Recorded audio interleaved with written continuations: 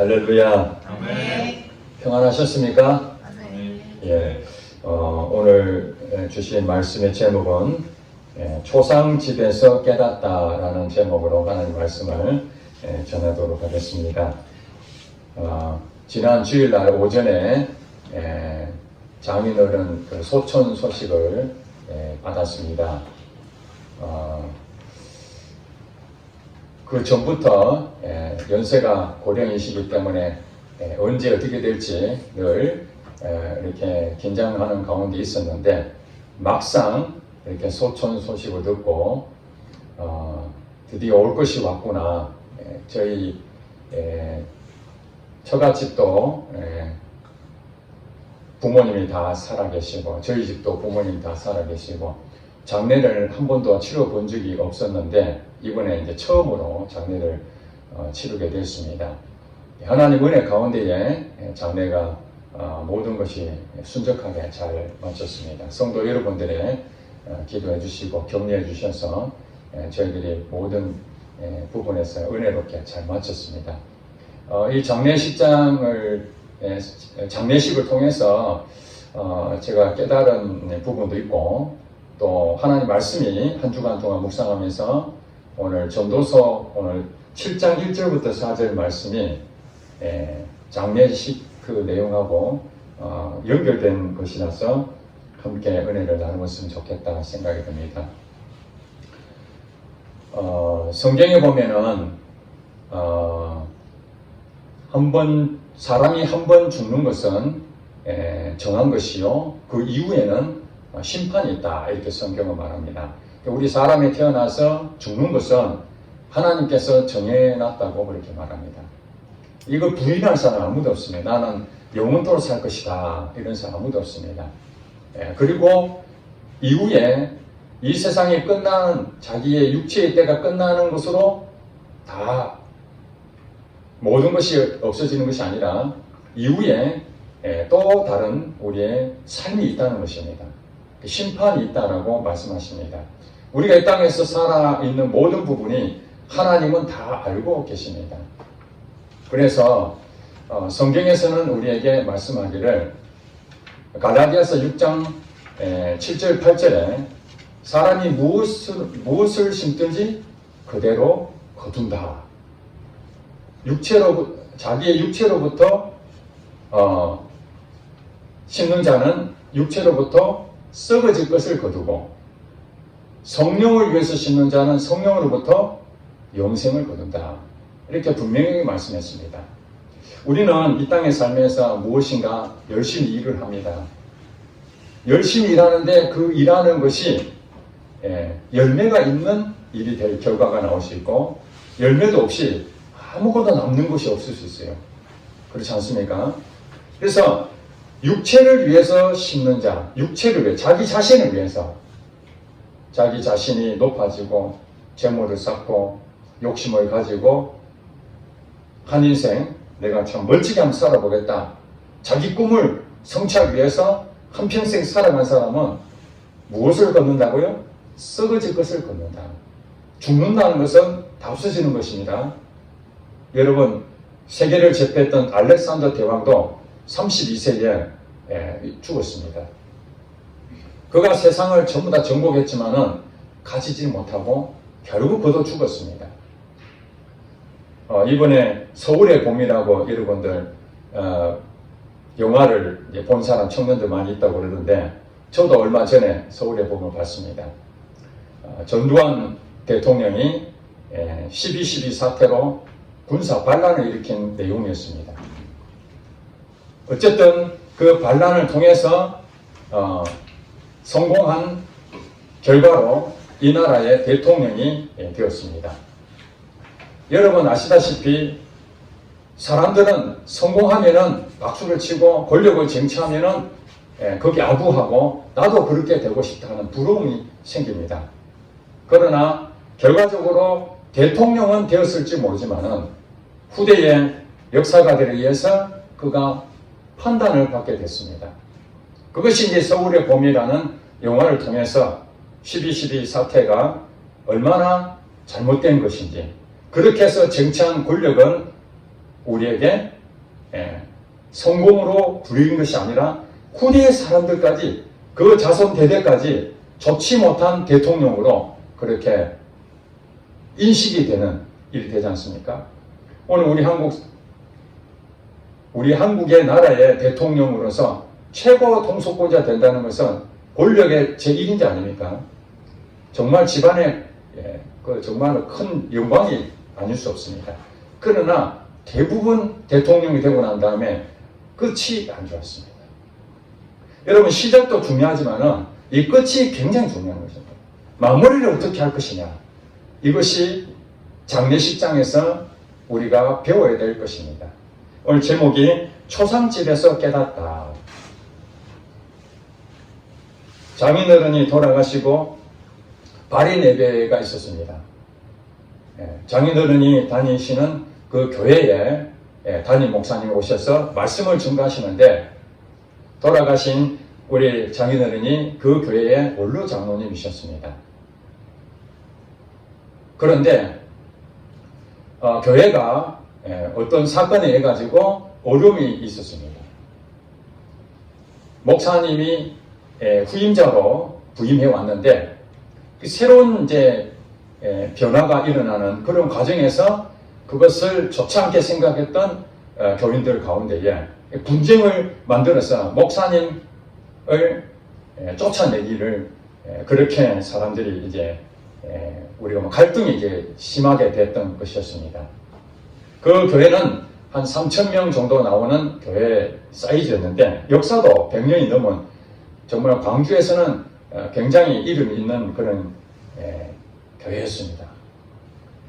그래서 은퇴 장로님, 원로 장로님 모두 한 60여 명이 됐는데, 그 중에 담임 목사님에 대한 부분에 대해서 동조하시는 분이 3분만 있고, 나머지는 전부 다 담임 목사를 쫓아내야 되는 반대편에 섰던 것입니다. 60명 중에서 57명이 반대편에 서 있으니 거의 목사님 입장에서는 절망이고 낙심이 될 수밖에 없었습니다. 그 3명 가운데 한 분이 장인어른이셨습니다. 그 장인어른이 나이가 제일 많은 연장자로서 이 교회를 세웠다면 끝까지 지켜야 된다. 담임 목사가 정말 중차대한 그런 잘못된 일이 있다면 모를까, 그러지 않고 허물 있는 거 가지고, 사소한 거 가지고 담임 목사를 내보내는 것은 성도의 도리가 아니다. 그래서 목사님이 정말 힘든 그 과정에 옆에서 묵묵히 그 앞자리를 지켜주시고 그 교회에 남아있는 성도들을 격려하고 힘이 돼주는 그 장로님이 장인어른이셨습니다. 그것을 이 담임 목사님이 돌아가신 이 장인어른에 대해서 그렇게 말씀하신 거예요. 이 장인어른이 자기에게는 정말로 큰 힘이 되었다. 제가 거기서 우리 장인어른의 지나온 삶을 돌이켜보면서 그분은 주일학교 교감까지 하고, 우리 교장은 담임 목사가 교장이거든요. 교감이 최고 높은 자리입니다. 장로님으로서. 그거 다 끝나고 난 다음에 다시 평교사로 주일학교를 섬깁니다. 여름에 우리 휴가 같이 놀러 가자 그러면은 장인어른은 그걸 안 간다 그럽니다. 왜 그러냐니까 주일학생들을 섬기기 위해서 여름 성경학교 있는데 그 휴가 날짜는 그날 잡아가지고 우리가 놀러 가는 걸 포기하고 학생들을 섬기기 위해서 그 모든 헌신했던 분이 장인어른이셨습니다. 그렇습니다. 그 사람이 이 땅에 살면서 어떤 삶을 살았는가, 마지막 초상집에 가서 비로소 그분이 어떤 삶을 살았는지 보여진다는 것입니다. 참 많은 사람들의 존경을 받고 박수를 치며 하나님 앞에 가는 부끄럽지 않는 그 삶을 사시는가, 아니면 정말로 후회스러운 삶을 살았는지, 그것은 우리 인생 끝에 가봐야 하는 것입니다. 전두환 대통령이 12.12 사태를 통해서 사람 반대편에 있는 세력을 물리치고 대통령이 됐을지 모르지만 그의 마지막 인생이 이렇게 끝날 줄에 생각했겠습니까? 만약에 그랬다면 그는 그런 짓을 하지 않았을 것입니다. 군인의 본분으로서 최선을 다하고 사회와 나라를 위해서 봉사하고 끝내도 될 건데, 더 많은 욕심이 더 많은 화를 불러일으켰다는 것을 말은 안 하지만 죽기 전까지 많은 후회를 했을 것으로 생각이 됩니다. 오늘 본문 말씀을 보겠습니다. 7장 1절에 보니까 좋은 이름이 좋은 기름보다 낫고 죽는 날이 출생하는 날보다 낫다, 이렇게 설명하고 있습니다. 그렇습니다. 좋은 이름과 좋은 기름 다 우리에게 유익한 겁니다. 좋은 이름, 좋은 기름. 좋은 기름이 뭡니까? 당시로 말하면 재물이나 마찬가지입니다. 기름을 가지고 있다는 것은 잘 사는 것입니다. 좋은 기름을 가지고 있다는 것은 그에게 굉장히 부유한, 큰 만족할 수 있는 그런 거 있죠. 그러나 좋은 이름, 이 좋은 이름이 무엇입니까? 전두환 하면 여러분이 별로 안 좋은 이름이잖아요. 그죠? 좋은 이름이 가진 것이 훨씬 낫다는 것입니다. 여기서 말하는 것은 둘 중에 하나가 좋고 하나 나쁘다, 이것이 아니라 어느 것이 더 나은가, 이게 비교를 지금 한 것입니다. 좋은 기름이 우리에게 참 부유하고 만족스러운 것도 좋지만 그보다 더 좋은 것은 나의 이름이 좋은 이름이 되는 것이 낫다는 것입니다.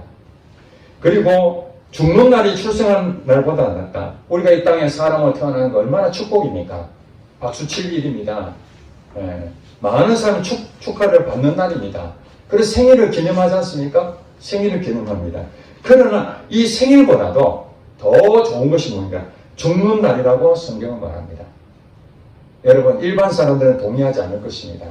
태어나는 것은 좋은 일이지만 죽는 것은 불행한 일이라고 생각하잖아요. 이 세상에 죽는다는 것은 이별을 뜻하는 것이고 나의 모든 것을 다 버리는 것이에요. 재물을 많아도 그건 다 버리고 갑니다. 권력도 다 버리고 갑니다. 움켜쥐는 것 전부 다 놓고 갑니다. 그렇기 때문에 출생하는 날이 낫지 무슨 죽는 날이 낫겠습니까? 그러나 성경에서 말씀하시기를 우리는 이 땅에 사는 것이 아니라 죽고 난 다음에 또 다른 나라가 있다는 것입니다. 그 나라가 영원한 나라죠. 장인어른이 이 땅에 정말 중성스럽게 살았할지라도 이 세상을 끝났다면 초상집에서 그것이 무슨 의미가 있겠습니까? 아무리 칭찬해본들 그거는 의미가 없습니다. 죽어버리지 않습니까? 사람은 다 죽어버리기 때문에 이 땅에 좋은 일을 하든 나쁜 일을 하든 아무 상관이 없는 것입니다. 이 땅에 사는 동안만 필요한 것이죠. 그러나 이 땅의 육신의 때가 다 끝나면은 이제 영원한 나라, 하나님 주신 영원한 나라에 가기 때문에 우리가 죽음 이후에 대해서 깊이 고민할 수 있다는 것입니다. 죽는 날이 그래서 좋다는 것입니다. 여러분, 나비가 날아다니지 않습니까? 완성된 것입니다. 나비가 나는 것이 사실은 그가 원하는 마지막 목표입니다. 그러나 알에서 바로 나비가 되는 게 아니잖아요. 거기서 애벌레가 돼가지고 그 다음에 거기서 껍질을 벗기잖아요. 정말 껍질 벗겨서 나오는 거기서 이제 나비가 되는 겁니다. 애벌레 형태는 그대로 남아있어요. 그게 그들이 볼 때는 죽음이죠. 그 껍질을 벗기고 나오는 그 과정을 통해서 나비가 되는 거예요. 우리 사람도 육신의 때가 있습니다. 이 땅에는 한계가 있습니다. 성경에 보면은 너희 생명이 무엇이냐? 잠깐 보이다 없어지는 안개와 같다. 여러분, 잠깐 보이다 없어지는 안개. 아침에 안개가 자욱하잖아요. 시간이 지나면 금방 없어지는 거예요. 그게 안개입니다. 이 땅에 사는 것은 영원하지 않습니다. 길어야 100년. 100살 넘은 사람은 그렇게 많지 않고요. 대부분 100년 안에 다 죽습니다. 영원하지 않다는 거예요. 이 100년 안에 죽는 이것이 잠깐입니다. 저도 지난 세월을 흘려보니까 잠깐 세월에 여기까지 온 거예요. 저도 여러분처럼 20대가 있었습니다. 젊은 중년의 시대도 있었습니다. 환갑이 지날 줄에 생각도 못했습니다. 그러나 세월이 흘러서 환갑이 지난 상황이 됐죠. 제가 초상집에 가서 비록 장인어른하고의 관계 때문에 초상집에 가서 있었지만 많은 생각을 했습니다. 돌아가신 그 상황과 그러면 나도 거기에 죽었다고 제가 장인어른처럼 나도 죽었다고 생각하게 됐고 또 입관식 할 때도 누워 계시는 장인어른을 보면서 내가 지금 저 자리에 누워 있다고 생각하고 화장터에 갔을 때도 내가 화장을 당했을 때 나는 흔적도 없이 다 사라지는 존재구나. 흔적도 없이 사라진 존재다. 그런 생각을 하게 됐습니다. 그래서 나는 앞으로 어떻게 살아야 될 것인가? 남은 인생이 얼마나 남을지 모르지만은 이 남은 인생을 장인어른처럼 후회 없이 하나님 앞에 부끄러움이 없는 삶을 살아야 되는데 나는 여전히 부족하고 연약하고 허물이 많고 어떻게 살아야 될 것인가? 그런 고민하는 시간을 계속해서 묵상하게 됐습니다. 그리고 여기 2절에 보니까 그래서 이 전도서 썼던 이 솔로몬 왕이 이 전도서는 인생 다 살아보고 기록한 책이거든요. 그가 왕이었습니다. 재물은 당대 최고로 많은 돈을 갖고 있었습니다. 남부럽지 않았습니다. 모든 것을 다 얻었습니다. 그러나 그도 이제 얼마 안 있어서 죽는 날이 다가온 것을 깨닫게 된 것입니다. 그래서 그가 내린 결론입니다. 우리는 다 살아보지 않았지만 다 살아봤던 많은 것을 얻었던 사람이 고백한 것이니까 이것을 통해서 우리는 교훈을 얻어야 될 것입니다. 2절에 보니까 초상집에 가는 것이 잔치집에 가는 것보다 나으니 모든 사람의 끝이 이와 같이 됩니다. 산 자는 이것을 그의 마음에 둘지어다. 초상집에 가는 것이 잔치집에 가는 것보다 낫다는 것입니다. 우리 잔치집은 결혼식을 의미합니다. 혼인집. 혼인 예식을 하게 되면 초청하잖아요. 초대받은 사람들 거기서 즐겁게 신랑 신부를 축하해주고 피로연을 하고 서로 기쁨을 함께 나눕니다. 얼마나 좋은 일입니까? 이것을 잘못됐다고 한 것이 아닙니다. 우리 기쁨이 넘치는 이것도 우리에게 유익한데 그러나 이런 혼인집에 가서 기쁨을 누리는 것보다 더 나은 것이 있는데 그것이 바로 초상집에 가는 것이다. 왜 그렇다고 그랬습니까? 모든 사람의 끝이 이와 같다. 모든 사람이 초상집에 있는 그 장례를 치르는 그 사람과 같다는 거예요. 마지막은 죽는다는 겁니다. 혼인집에 가서는 사실 축하해주고 즐거움을 함께하는 것으로 끝나지 정말 내 인생이 후회하고 내 인생이 어떻게 살아야 될 것인가 깊이 고민하는 시간은 혼인집보다는 초상집에 있다는 것이에요.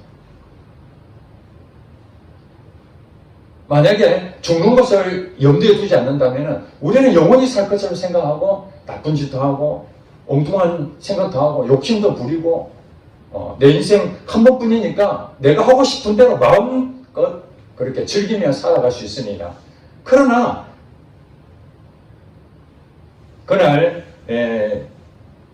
장인어른께서 화장터에 갔을 때에 우리보다 먼저 화장하는 사람들이 있었습니다. 그런데 한 가족이 통곡하며 나오는 걸 봤을 때 영정사진을 보니까 이 젊은 여자가 처년지 아니면은 아주 결혼한 지 얼마 안 된 사람인데요. 앳된 사람이 죽은 내용을 보게 됐습니다. 얼마나 슬프겠습니까? 고령으로 연세가 들어서 이 땅에 떠나신 분도 너무 가슴이 아픈데 자식을 마음에 묻는 그 어미의 심정은 얼마나 힘들겠습니까? 그 가족도 얼마나 힘들겠습니까? 이것을 볼 때에 출생할 때는 우리가 순서대로 올지 모르지만 이 땅을 떠날 때는 순서가 없다는 사실을 또 깨닫게 됩니다. 여러분 젊다고 여러분 앞으로 100살까지 살 것이라고 멀리 있다고 생각할 필요가 없습니다. 오늘날 사건 사고는 수도 없이 일어납니다. 그것이 내게 이루어지지 않는다는 보장이 어디 있습니까? 코로나로 3년 동안 전 세계가 얼마나 힘든 일을 겪었습니까? 코로나가 오지 않았으면 죽지 않아야 될 사람들이 코로나로 인해서 얼마나 많은 사람들이 목숨을 잃었습니까? 이제 코로나가 아니라 또 다른 어떤 바이러스 균이든지 아니면은 어떤 사건, 쓰나미가 온다든지 지진이 온다든지 그런 여러 가지 환경에 의해서 장수하지 못하고 중간에 죽을 수도 있습니다. 그러므로 우리는 초상집에 가는 것이 잔치집에 가는 것보다 낫다는 이것을 우리는 깊이 생각해야 됩니다. 여기서 뭐라고 말합니까? 산자는 이것을 마음에 두지니라. 마음에 두라는 거예요. 나도 언젠가 죽는다. 언젠가는 나도 이 땅에 죽게 될 것이다. 그것을 생각한다면 이제 우리는 어떤 마음이 들겠습니까? 3절 4절에 이렇게 보면 다시 추가로 얘기합니다. 슬픔이 웃음보다 나으면 얼굴에 근심하는 것이 마음에 유익하기 때문이다.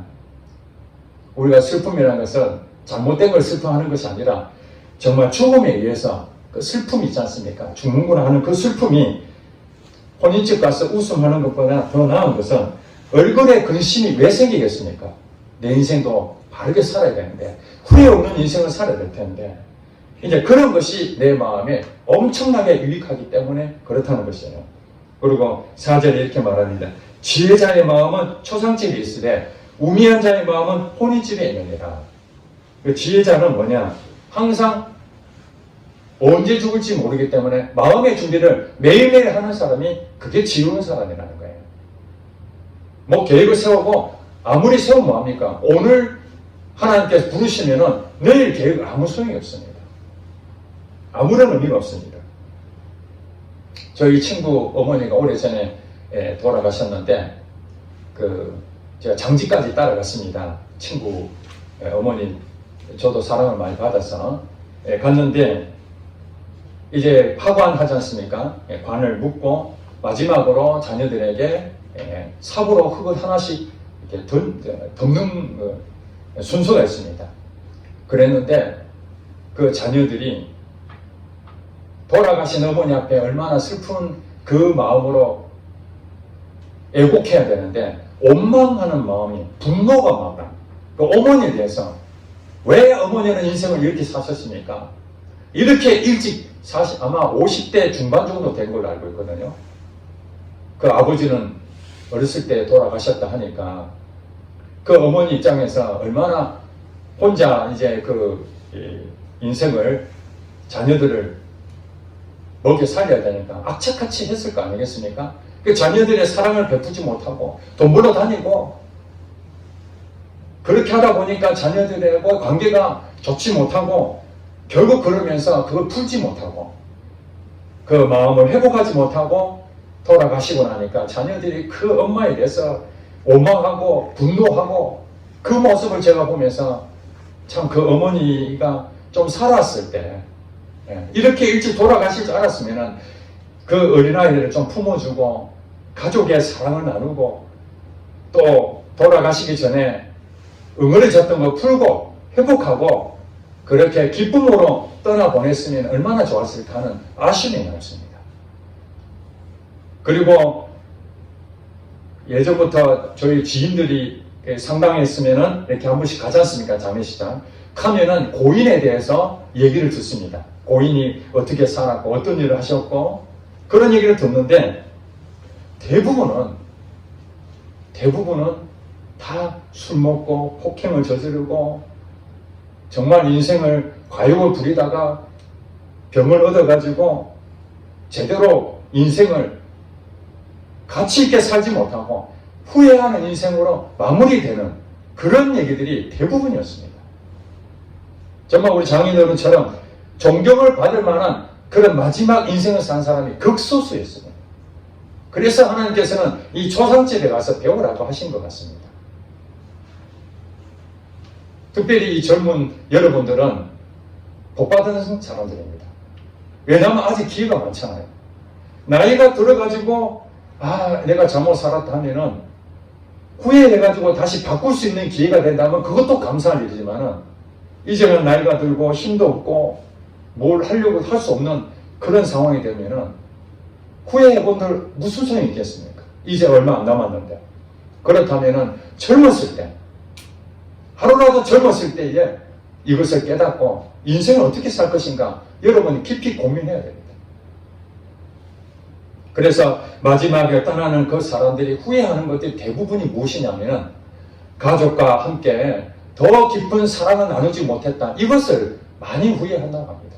돈을 더 많이 벌지 못해서 후회하고 내가 더 높은 지위를 얻지 못해서 후회하고 내가 하고 싶은 거 다 하지 못해서 후회하고 이런 것보다는 나의 소중한 가족들하고 무엇이 그렇게 마음이 이렇게 틀어졌는지 작은 일 가지고 서로 싸우고 사실 저도 지나간 세월을 생각해 보니까 제가 굉장히 계획적이고 좀 꼼꼼하고 그러다 보니까 어떤 계획이 틀어지면은 짜증도 나고 그래서 그거 가지고 고쳐보려고 하고 그런 일들이 하다 보니까 또 싸우기도 하고 이런 일들이 많이 발생하는 것을 제가 보면서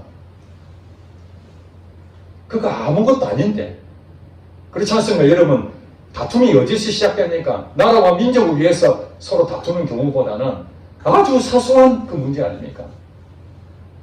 그냥 통 큰 마음을 눈 한번 딱 감아주면 되는데, 그걸 못해서 그 작은 빌미로 다툼이 생기고, 그러다가 같이 연인 사이도 그 오랫동안 서로 사랑하고 좋은 그런 나눔이 있었는데 불구하고 작은 거 하나 때문에 마음이 상해가지고 갈라서는 경우 있고, 결혼을 해가지고 나쁜 일만 있었겠습니까? 좋은 일도 있고 나쁜 일도 있고 서로 이렇게 하나가 돼서 결혼했는데 그 작은 거 하나 때문에 그거 오해해가지고 그걸 수용하지 못하고 그것 때문에 상처받고 마음의 문을 닫고 극단적인 생각을 함으로써 갈라서 버리려. 대부분 이혼한 신분들의 얘기를 들어보면은 이제 새로운 사람 만나면은 더 잘 살 것 같지만은 이혼하고 다시 재혼하신 분들의 얘기들이 이구동성을 하시는 많으니 그 전에 살았던 사람도 좋은 점이 있고 나쁜 점이 있고 새로 결혼한 사람도 좋은 점이 있고 나쁜 점이 있고 물론 그 중에 정말로 자기 소통이 잘 되는 그런 사람 만나는 경우도 있겠죠. 그러나 사람은 완벽하게 다 좋은 사람만 있는 게 아닙니다. 좋은 것도 있지만 안 좋은 것도 다 있습니다. 그러면 좋은 것은 잘 살려주면 되고 안 좋은 것들은 그것을 품으라고 결혼하는 것이 아니겠습니까? 그런데 그것은 아니고 다 자기한테 맞춰라는 것입니다. 내가 못하는 건 당신이 이해하고 다 내한테 맞춰라는 거예요. 나는 저쪽에 맞추지 않냐고. 그렇게 해가지고 이게 하나가 되겠습니까?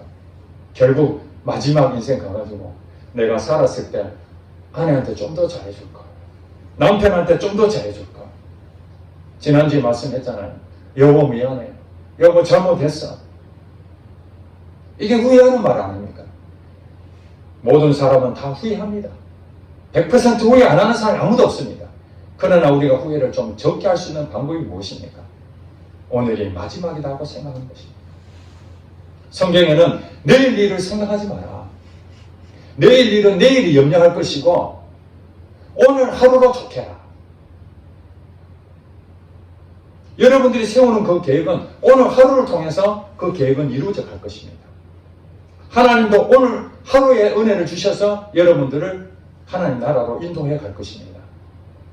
우리 인간은 무엇인가 더 많은 것을 안정된 것을 갖추고 있어야 안심합니다. 그건 성경적이지 않습니다. 돈을 많이 갖고 있든지 지위가 높든지 무엇인가 사람을 통해서 내가 어떤지 그런데 사람도 아무도 없고 돈도 없고 명예도 없고 지위도 없고 아무것도 없다 그러면 외로움을 느낍니다. 외로움. 저도 그랬거든요. 물질도 없고 사람도 다 떠나버리고 나를 알아주는 사람 없고 지위도 다 없어져 버리고 혼자 떨렁 남으니까 외로워지는 거예요. 그러나 성경에 뭐라고 말합니까? 하나님이 내가 너와 함께하리라. 예수를 믿는 사람은 내가 너와 함께하리라 이 말씀이 있다면 예수님 외에 다른 것들은 보너스라고 생각해야 되거든요. 보너스. 예. 여러분 보너스 아시잖아요. 그 주면 감사하고 없어도 괜찮은 거잖아요. 하나님이 물질을 주시면 하나님 내게 인생에 보너스를 주셨구나. 나를 지위를 높여주면 하나님 나 보너스를 지위를 높여주셨구나.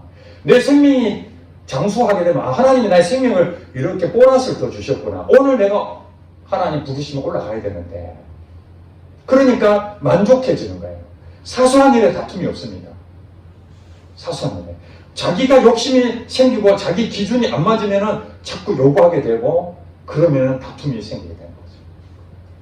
누가 양보를 합니까? 누가 용서를 합니까? 예수님을 믿는 사람이, 성숙한 사람이, 영적인 사람이 할 수 있습니다. 어린아이들은 맨날 받아먹기만 하잖아요. 어른이 뭡니까? 양보합니다. 희생합니다. 그냥 줘버립니다. 통 크게 된 것이 어른입니다.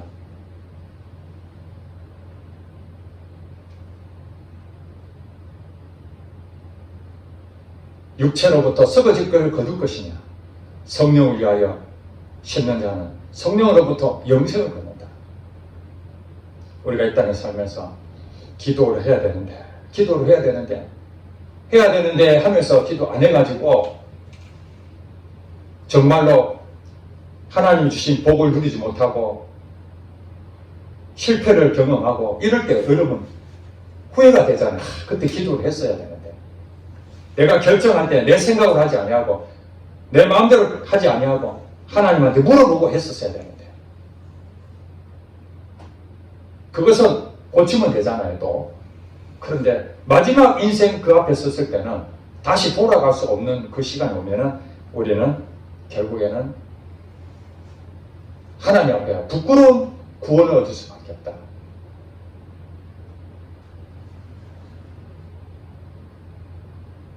베드로도 예수님을 정말로 믿는다고 쫓아갔지만은 예수님 십자가 달려 돌아가셨을 때 예수님을 3번이나 나 모른다고 부인했잖아요. 3번이나 모른다. 그 예수님의 수제자입니다. 제자 12명 중에서 최고 수석이란 말이에요. 그러면 적어도 예수님 십자가 달려 돌아가실 때 그렇게 하면 안 되잖아요. 근데 그는 예수님을 부인했어요. 그게 인간이라는 거예요. 인간.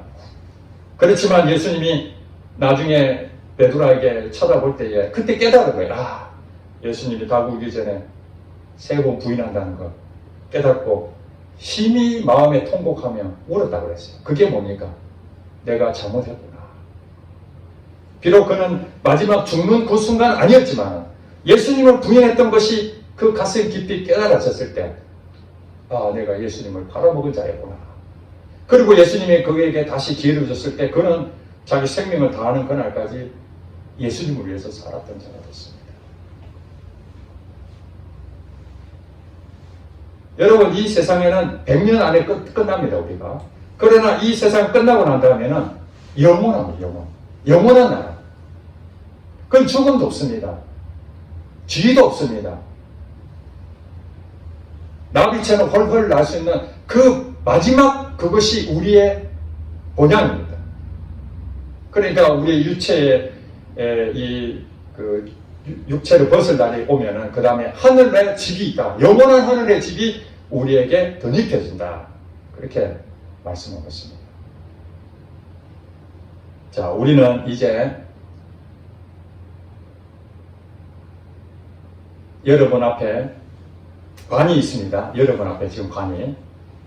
그리고 여러분 죽었습니다. 그 관 속에 들어가는 여러분 모습을 상상해 보시기 바랍니다. 저는 한 단체에 세미나를 참여했더니 이런 장례식, 실제로 장례는 아닌데 죽음을 앞두고 우리 깨닫는 것을 실제적으로 모의 실험을 한 적이 있었습니다. 관이 있다고 하고 그 안에 들어간 겁니다. 자기가 직접 들어가가지고 살아있지만은 들어가서 그 다음에 관의 문을 닫고 이렇게 망치로 본인이 지금 죽어 있다고 생각하는 것입니다. 그리고 들어가기 전에 다 유서를 전부 한 장씩 써라. 가족에게 그 다음에 또 꼭 보내야 될 사람에게 유서를 써라. 그 다 유서를 적고 하면서 굉장히 제가 많이 숙연해졌습니다. 비록 내가 지금 살아있지만은 나도 언젠가는 저 관 속에 들어갈 날이 올 것이다. 그리고 유서를 쓸 때 후회스러운 게 너무 많잖아요. 그런데 마지막 유서에 우리 장인들은 고맙다, 잘 살아라, 고맙다, 미안하다, 내가 후회스럽다, 너희들 잘해줘야 돼. 이 말 한마디 없고 고맙다, 잘 살아라, 고맙다.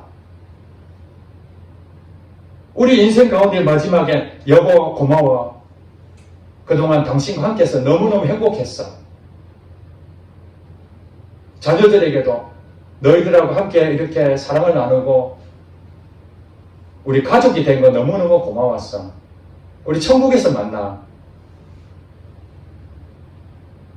그러면 자녀들이 그 돌아가신 부모님 앞에 어떤 마음을 갖겠습니까? 막 후회하고 그런 것이 아니라 엄마 아빠 때문에 우리가 이렇게 신앙을 물려받았고 그래도 좋은 가르침으로 믿음의 유산을 줘서 여기까지 하나님을 잘 만나고 왔어. 이제 엄마 아빠처럼 우리도 마지막까지 하나님 믿음을 끝까지 지키고 천국에서 만나. 이게 얼마나 아름다운 일이겠습니까? 이게 이제 천국 환송 예배가 되는 거죠. 그야말로 천국 환송 예배입니다.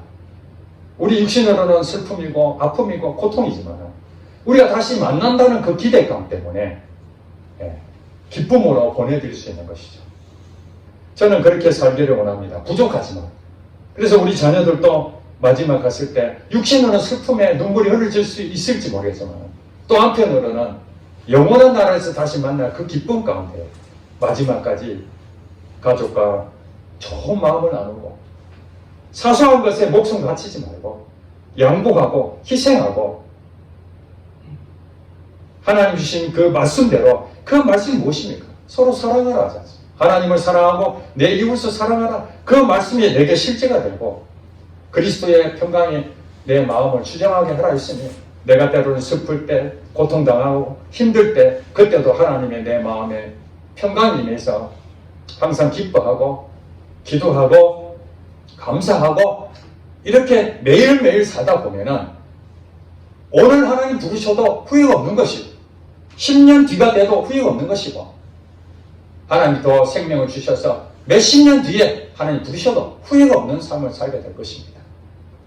저도 그런 마음으로 이번 장례에 임했고 또 여러분들도 지금 당장에는 그런 일이 일어나지 않지만 오늘 전도서의 이 말씀처럼 초상집에서 주시는 그 깨달음 한 번 죽는 것은 정한 것이고 이후에 심판이 있는데 나는 하나님 앞에 섰을 때 어떤 자세로 설 것인가 일희일비하지 아니하고 지금 요거 하나 때문에 내 마음이 다 무너지고 이거 하나 때문에 기쁨이 생기고 이럴 것이 아니라 멀리 바라보고 나비가 흘러나듯이 이 육체의 때는 잠시 잠깐이고 이것은 영원하지 않습니다.